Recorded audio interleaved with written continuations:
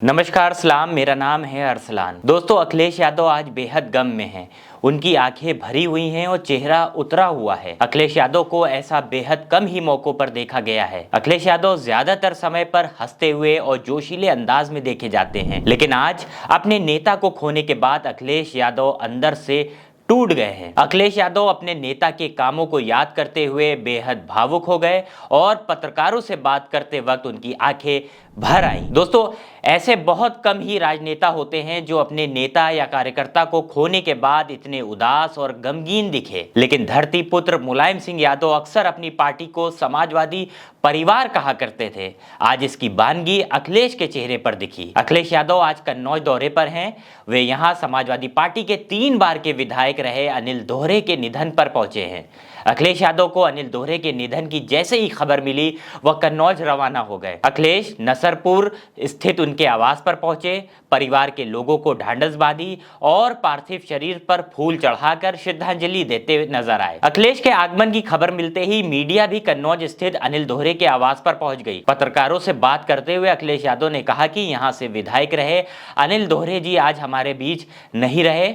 उनका परिवार पुराना राजनीतिक परिवार है। उनके पिता से लेकर वह खुद जनता की सेवा में लगे रहे। कन्नौज की जनता के सुख दुख में वह लगातार बने रहे।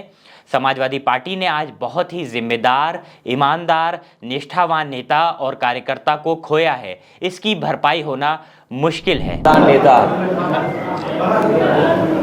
यहाँ से विधायक रहे अनिल दोहरे आज हमारे बीच नहीं है।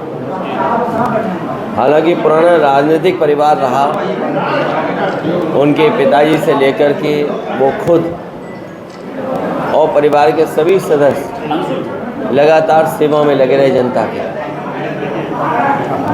कन्नौज की जनता के बीच में सुख दुख में लगातार बने रहे। समाजवादी पार्टी ने एक बहुत ही जिम्मेदार, निष्ठावान, ईमानदार कार्यकर्ता और नेता खोया है।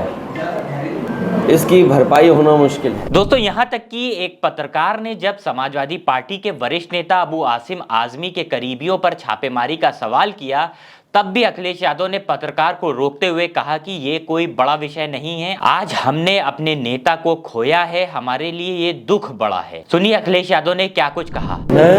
अबू आजमी के देखिए, ये विषय कोई बड़ा विषय नहीं है। जांच होना, छापे पड़ना, आज हमने पार्टी के नेता को खोया है, हमारे लिए ये दुख बड़ा है। दोस्तों, अखिलेश यादव का ये अंदाज बेहद कम ही बार देखा गया होगा। अखिलेश यादव के लिए कन्नौज और वहां के नेता कार्यकर्ता कितने ज्यादा करीब और महत्वपूर्ण हैं, इसका सीधा उदाहरण आज अखिलेश की इस तस्वीर से मिलता है। अखिलेश यादव ने अपनी राजनीति की शुरुआत इसी कन्नौज से की थी।